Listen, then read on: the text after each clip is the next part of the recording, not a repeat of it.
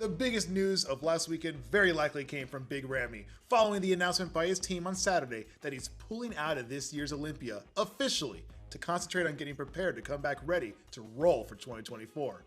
Now, there was a lot of speculation about this happening for the last few months, and maybe they've been leaning this way for a while and just now finally decided to make the call. But the sense we're getting from people close to his team is that they were waiting to see how his body responded to the training and the stem cells and some of the other different things he's been doing behind the scenes. So presumably, at some point here recently, they had to sit down and have a heart-to-heart about what the best option for his career as a competitive bodybuilder is moving forward. And eventually they must have managed to get him to come around to the idea of packing it in for a year so he can make an earnest run at trying to be a top-tier title contender again next season.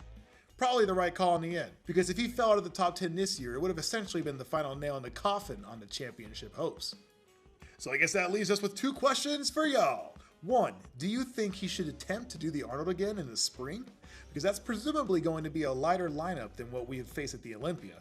And two, even with taking a full year off, do you think his days as a top 3 contender are done at this point?